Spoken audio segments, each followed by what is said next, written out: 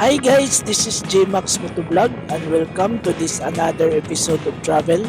And for today's video is maguban-uban na punta atong suruyon o atong adtuon, atong ipakita ang mga nagkadaiyang mga nindot na lugar ug mga tourist destination na dili lang makita sa ato sa isla sa Mindanao. Location na to karon guys, nata diri karon sa Davao City Coastal Road, ang pinakagwapo, pinaka world class nga kalsada na atong naatuan diri sa paglibot-libot nato diri sa Mindanao. Karon ang atong destination is wadto ta sa Kapatagan, Digos, Davao del Sur. Katong bukido ang tiilan o ang starting point kung mohay ka sa Mount Apo. So atong guys, atong tanawon, atong susihon kung unsa ang kondisyon sa kalsada dito paingon sa Kapatagan, Digos, Davao del Sur o mulapos pa jud ta dito sa Bansalan, Davao del Sur. So mani ko guys, atong atuon, atong i-share sa inyo sa mga followers nato ug sa mga viewers ug sa mga bag-o nga mga nagtan-aw sa atong travel vlogs. Mahatagan ta mo og guide and idea kung asa mo agi paingon dito sa Kapatagan, Digos, Davao del Sur o ma-witness ninyo ang kagwapo o kanindot sa Mount Apo, ang pinakataas nga bukid o bundok diri sa Pilipinas. Before ta makaadto dito guys, i-flex lang nako sa inyo ang kanindot o kagwapo sa Davao City Coastal Road. Blessing kayo ni siya nga kalsada guys, kay mais ang atong pag-travel, kay traffic kayo dito kung dito ta moagi sa MacArthur Highway dito sa may section sa may Puan to Talomo. So dako kayo ni siyang blessings nga gihatag sa ato sa gobyerno sa Pilipinas, labi na kang former President Rodrigo Roa Duterte kining Davao City Coastal Road. Dako kay ni siyang tabang sa mga motorista kay ma-less or mais ang traffic. Kay kung dito ta moagi sa may highway, so traffic dito So blessings kay ni nga kalsada, kay dali na lang ang pag-adto sa may Torrel District gikan sa may downtown. So gikan ta dito sa may SM Ikulan, dirita niagi sa Davao City Coastal Road o mulapos ni dito sa Talomo. So aside sa gwapo kay ni siya nga kalsada guys, kumplito ni siya sa mga pintura, pakasuga. Ang gilid po dani guys is wala gid siya mga balay, kay gikural ni siya. Then kini lang pud nga coastal road ang naay mga park. So dahil dako kayo nga park diri sa may Talomo dapit. So dito po sa may gihimo karon, gitiwas dito sa may section sa Ikulan to magsaysay nga section nga Davao City Coastal Road is napoy gihimo dito nga isa pud sa pinakadako nga park diri sa Mindanao. So aside sa nindot kay nga kalsada kining Davao City Coastal Road, napol siya mga park. Nindot kayo ang pagkaplano ani nga kalsada.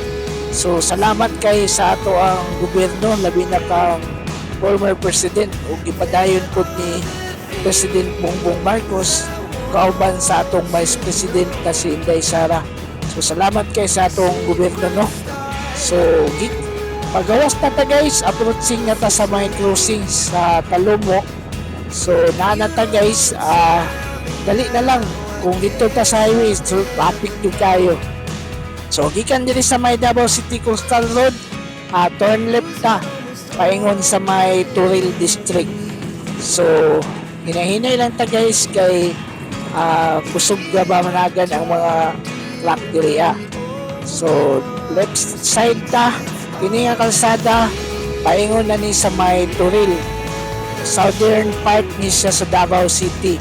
Kini nga kalsada mao na ni ang Davao City Cotabato Jensan Road National Highway DH26 gyapon ni siya ka highway. So heading na ta paingon sa Toril. So wapo po ni kayong district sa Davao. Kining Toril mura po ni siya og lungsod pero distansya na ni siya sa Davao City nga downtown pero bibo paghihapon kaayo ni diri nga lugar.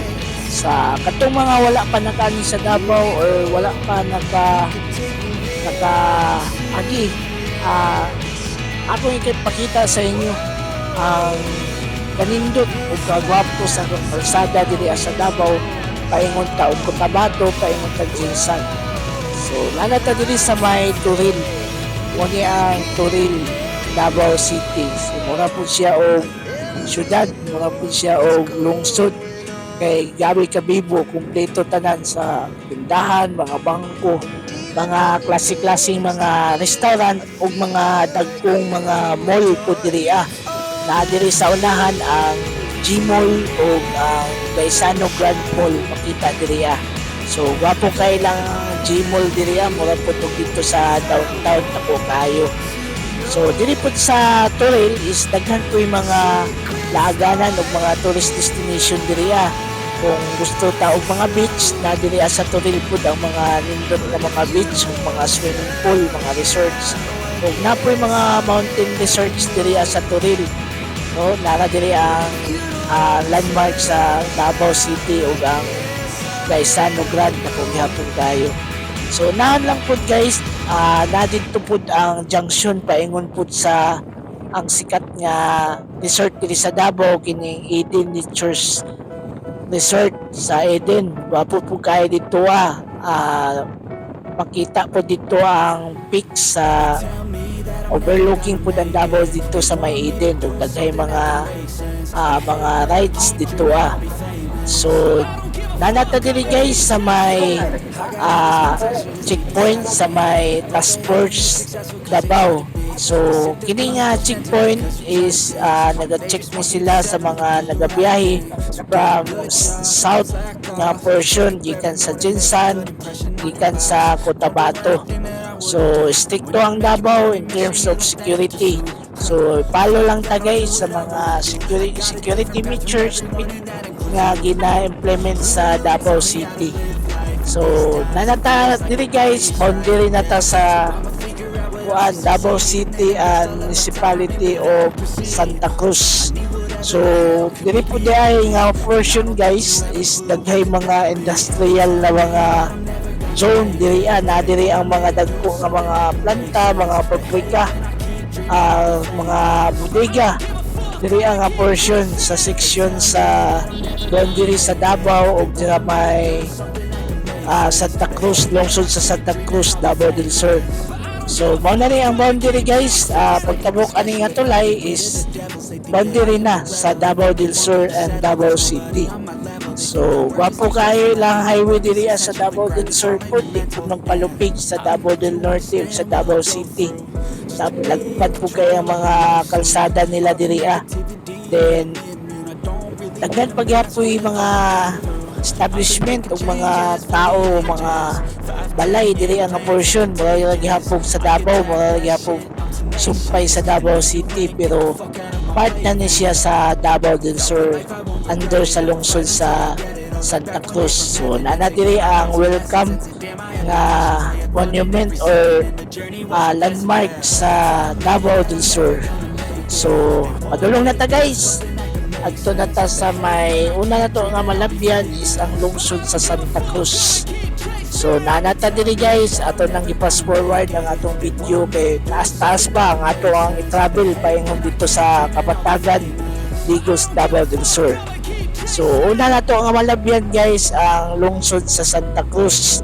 Ang lungsod sa Santa Cruz is a first class municipality under sa province of Davao del Sur. Ang Santa Cruz ang pangunahing pangkabuhayan or ang ilahang main source of income diri is ang agriculture o ang pagpangisda kay daplin man siya sa dagat kining Santa Cruz. Then major nilang income sa agriculture is ang lubi. So narata guys, nilabay ta sa terminal o sa merkado sa Santa Cruz. atong nalabyan tong bus nga Mindanao Star. So balik na guys, ang main source of income nila diri sa Davao, sa Santa Cruz is ang lubi. Dako kayong mga planta sa lubi diri, na diri ang Franklin Bakers ang pinakadako nga manufacturing sa lubi. So nanata guys, dapat kayo ang dalan sa Santa Cruz, no? Kung magbiyahe mo diri guys, ang gamay lang nga pag-amping kay gabi ka kusog managan ng kalsada, ang mga sakyanan sa kalsada rather. So nanata diri day guys sa tulay nga pag hinahinay dyan mo kung mulabay mo diri nga tulay kay gabi ka na taas, mura siya ham. May gani kay mura gi-repair na giayo na siguro to sa taga-DP kay daghay nag-post or nag-kuan sa social media to kay mura siya dako kay ham, lupad gyud ka dito kung magpakusog ka. So amping lang yun tanan guys. So fast forward guys, nanata sa may Digo City. So gikan diri sa may traffic light, mga 300 meters padulong na dito sa may crossing sa may Kapatagan. So mo na ni ang traffic light sa Digos. So katong left side na kalsada guys is straight to sa downtown sa Digo City. So right side ta, paingon ta dito bali sa kuan, Davao City, Cotabato Road. Pero dili ra ta sa unahan guys, naay gamay nga crossing diri. Pero naay karatula kini nga crossing. Una ni ang paingon sa Kapatagan. So kung istiton ni guys, paingon ni siya dito sa Bansalan, paingon na dito sa may Kidapawan. So diri ta mo agi, padulong ta sa may Kapatagan. So layo-layo daw diri guys. Kung dito sa highway doon lang Bansalan, siguro mga 30 minutes lang. Dili ta mo agi sa Kapatagan to Bansalan, 60 kilometers pa ang Bansalan di ay. Layo pa kayo kay murag ni subida mangmunta sa bukit, patuyok ta. Kung dito ta sa highway dahil na kaya ang Bansalan, mga 30 minutes abot na ang Bansalan. Diri 60 kilometers pa. So mga 1 hour pa kapin kung diri ta moagi. So testingan nato agi diri guys, atong tanawon, atong ipakita sa inyo ang kalsada. So kini nga kalsada guys is provincial road ni siya, connecting Digos, Kapatagan, din Lapus sa Bansalan, Davao del Sur. So tolling lang ang kalsada diri guys. Then okay man ang kalsada, wapo ang pagkasiminto, walay mga ingon nga mga lubak-lubak. So wapo jud ang pagkakalsada diri sa may Davao region.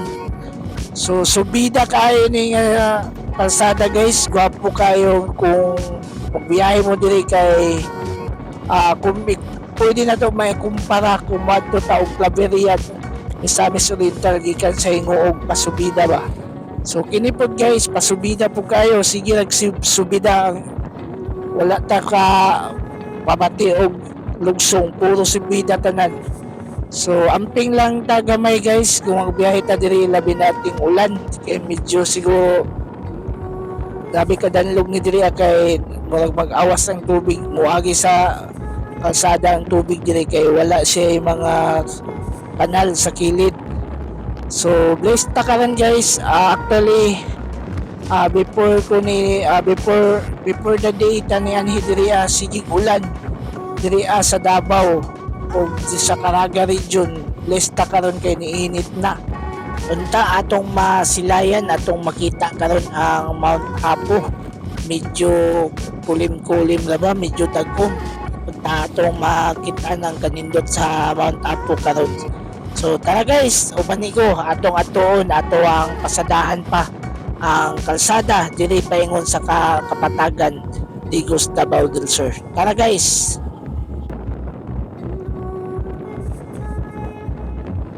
O ato na yung malabyan na diri ang portion guys, ang mga nindot ug mga gwapo nga mga mountain resorts. So nanata diri guys sa may Camp Sabros, gwapo po kayo ni siya nga camping ug mountain resorts. So kung gusto mo mag chill maglaag with your family and loved ones, Daghan kayo mga mountain resorts diri ang very refreshing. Grabe ka bugnaw o grabe ka natures ang feeling nimo diri sa mga resorts diri sa may Kapatagan. So kini nga person guys is wala pa yun ta nakaabot sa sentro sa Kapatagan, pero murag part na rin siya sa Kapatagan, under na siya sa barangay sa Kapatagan. So dili kay ko familiar diri guys, pero murag hapit na ta maabot sa sentro. So daghan kay malabihan nimo diri nga mga mountain resorts.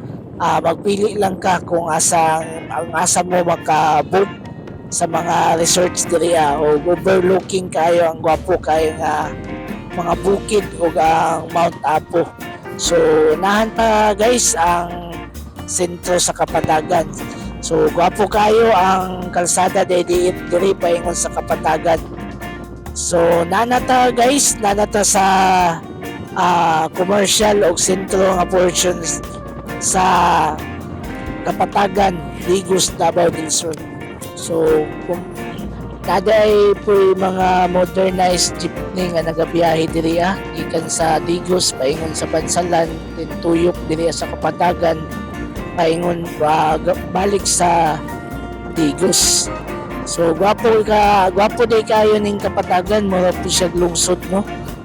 Nagkumpleto po siya og mga tindahan na po yung mga pawn shop ug mga remittance center diri So bukid siya pero mura siya lungsod. Gwapo nga barangay, dako nga barangay ni siya under sa Digos City. So mao ni ilahang terminal sa Kapatagan o ang ilahang public market. So kompleto kay siyang mga tindahan. Then mapansin po nato diri daghay mga agricultural farm supplies. So agriculture jud ang Kapatagan. So nadiri sa Kapatagan ang producer sa mga bulak o mga gulay o mga saging diri sa Kapatagan. So gwapo kay ang Kapatagan day guys. Barangay na siya pero na mga hospital, na mga dagkong tindahan dayo. Although gamay lang ang iyang kalsada diri pero okay naman gyapon. Makaagitan mga sakyanan. So commercialized na kayo diri bis even bukid nga lugar ning Kapatagan, commercialized kayo siya. Kompleto tanan mga gasoline station, tanan mga tindahan, dagko nga ospital, na po yung mga dagko nga mga eskwelahan diri. So mura na siya lungsod pero under barangay na siya under sa Digos City.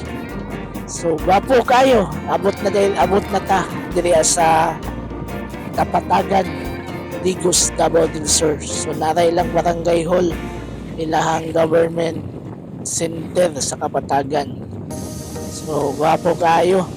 So ato ta guys, padulong na punta sa may entry o starting point sa Mount Apo. So according sa atong napangutan-an, duha ang entry point paingon sa Mount Apo. Kini dalan o katong dito sa igingon nila nga paradise. So sudlo nato kadali ang paingon dito sa Mount Apo. So kini guys, kana nga bukid dili sa atong atubangan, wala lang siguro ng kayo gabon. So, makita unta nato ang Mount Apo. Unfortunately wala na nagpakita si Apo sa ato karon. Siguro next time pwede mga tanong po sa inyo. makita nato ang kaning Mo sa man yung Mount dalan Apo. niya katong So nangutana ta guys, according sa atong napangutan-an, mao daw niyang kuan. Kung gusto mo hike sa Mount Apo, mo ni ang ginaagian. So nahan pa guys ang pwedeng hunungan sa mga motorsiklo o mga sakyanan. katong Then, dalan dito mo to Dito mo hike na dahil sila kay dito na kutob ang kalsada. So atong sudlon guys, kung makaya pa nato og sulod. Pero pwede na So salamat kay sa atong napangutan-an. So ang according sa atong mga napangutanan gaina guys, usually magpakita ang Mount Apo is alas 6 to alas 10 sa buntag daw. Pag ingunaran na mga oras, mga alas 12, paingon sa alas 3 sa hapon.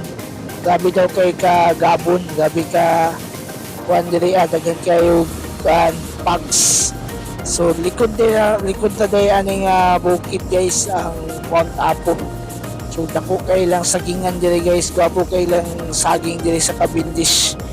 O naala day diri guys ang ilang mga bulak kani nga mga bulak makaabot ni sa klase-klase nga mga lungsod o mga syudad diri sa Mindanao, moabot na sa Butuan, moabot dito sa Surigao, sa Bayugan, moabot pa na dito siguro sa Cagayan. Kining mga bulak na diri nga ipangtanom sa kapatagan. Bugnaw man gud kay diri guys, ideal kay sa mga bulak ug mga gulay. Dako po kayong sagingan nila diri guys, wapo kay lang saging diri moangay jud ang saging diri kay bugnaw man. So tara guys, atong adtuon ang starting point sa Mount Apo. Unfortunately, grabe ka cloudy diri, yun na to makita ang Mount Apo guys. Yun ako mapakita sa inyo ang Mount Apo. Ingon to nga itong napangutanan, unahan lang daw ani guys, mao ni ang paingon dito sa tiilan sa Mount Apo.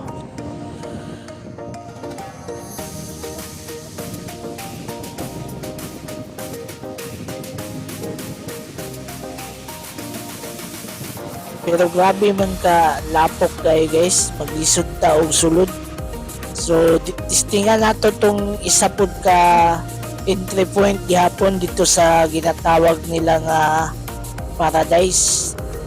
Sakop na gihapon diri sa Kapatagan katong sa may sitio Paradise daw. So nibalik ta guys, so dito ta kani nga dalan guys, mao na ni ang paingon sa Batsalan. So unahan lang guys na crossing na po dito itong gitawag nila nga Sitio Paradise. So dito ta entry point po daw to paingon sa may Mount Apo. Dito nag-aagi ang mga hikers. Pero grabe man kagabon kayo guys, grabe ka nagkukay pags diri So padayon lang ta guys, basin pakita nato dito. So diri na pud nga portion guys is murag taas na jud kay ni siya diri ang elevation. Mo na ni ang pinakataas nga elevation sa Kapatagan. So daghan ay mga research po diri sa kilid lang sa dalan ug mga tanom pud, mga gulay. So malabyan nato diri daghay nagalaag, mga pabugnaw diri sa may Kapatagan. So daghan kayong mga research na diri So diri nga portion guys, nagmix ang farming ug ang tourist ug mga residential. So makakita ta og mga naay mga tanom, makakita tag mga naay mga balay, makakita tag naay mga commercial, mga resorts. So nagmix ang environment diri So grabe kabugnaw pud kay diri guys. Ting init man karon pero grabe kabugnaw kay diri So right side ta guys, katong left side balikan nato mo to paingon sa Bansalan. So diri ta sa giingon nila nga Paradise. So makita lang nato dito sa mga kilid guys ang mga tanom nga mga repolyo, mga broccoli, mga saging. Angay yung kayo ang mga tanom diri kay gabi man kabugnaw. Guys, mao ni ang paingon sa Mount Apo. Pero grabe ka gabon guys. Unfortunately, di nato mapakita sa iyo, di nato ma-share sa inyo. Guwapo kayo unta kayo diri guys. Grabe ka gabon kayo. Grabe ka sea of clouds yun di mo makita. Grabe. sayang kayo ang di lang nato makita ang Mount Apo mo ba untay ato ang pinaka main goal ang makita o ma-share nato ang Mount Apo dito sa syudad sa Davao City ang layo naman kay ang Mount Apo. So nanaon ta diri sa duol. So, may tiilan na ta sa Mount Apo but wala jud nato masilayan ang Mount Apo karon kay grabe ka pags. Grabe ka gabon kayo. Pero bugnaw kay diri karon guys. Grabe ka bugnaw. Tinginit mount ta diha sa diri sa tuwa tag 45 48 degrees Celsius ang temperature. But manhi ka diri guys, grabe ka bugnaw kaayo. Nindot kay diri guys, nindot kay magpabugnaw diri. So careful lang ta diri guys kung manhin mo diri double check jud ta perminti sa atong mga brake kay subida mo bahada na pud ang kalsada diri then gamay ra ba ang kalsada murag farm to market road ni siya then walay railings pang ang gilid guys amping yun mo diri kung manhi mo diri guys kay dili kayo makita ang kalsada then daghay mga balas murag bag-o pa ni nahuman niya kalsada so daghay mga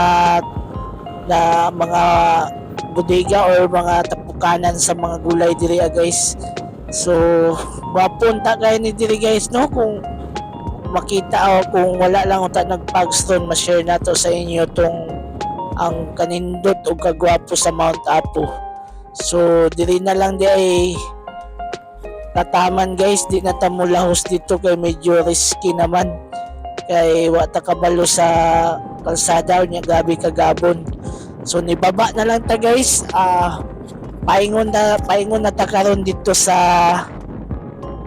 kuan sa may Bansalan Davao del Sur so pagawas na ta guys gikan dito sa Kapatagan pababa na ta paingon ta sa Bansalan so diri pud nga portion guys is pabahada na so gwapo paghihapon kayo diri guys diri sa my portion sa Bansalan daghan paghihapon mga mountain resorts ug mga tourist spots diri daghan pa yung mga nagalaag diri diri nga portion guys kumpara nato murag nata sa Baguio murag Canyon Road kung baga kuan siya kanang pababa na siya din makita nato ang isikilid niya mga dalan kay nagsubay sa bukid careful lang ta kay medyo bahada na diri ang portion check nato ato mga brakes then daghan na po yung mga nagasugat nato nga mga sakyanan diri so gwapo kayo diri guys gwapo kayo ang kuan view daghay nagatik og mga pictures nagahunong diri ang portion so kini nga portion guys is sakop na sa Balatukay Bansalan Davao del Sur so gwapo kayo check nato guys kung unsa ang condition diri kung patong giadto nato part to sa Kapatagan kini part na pud ni sa Balatukay Bansalan Davao del Sur para guys ato ning susihon na dalan atong pasadahan pababa na ta guys so amping lang ta diri guys tara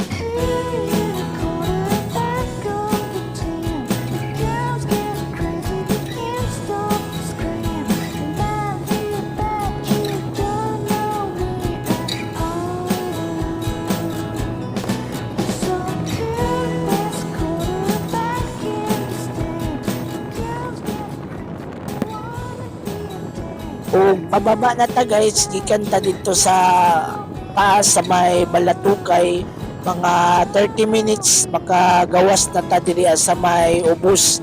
So approaching na ta sa may highway, kining left side mo tong paingon sa Digo City. Then pa right side dayon paingon na ni sa Bansalan, sa lungsod sa Bansalan. So abot na ta guys, nakagawas na ta sa National Highway diri sa Bansalan. O diri na lang kukutob guys. Salamat kay sa pag-uban-uban. This is G Max Motovlog. Thank you and God bless us all.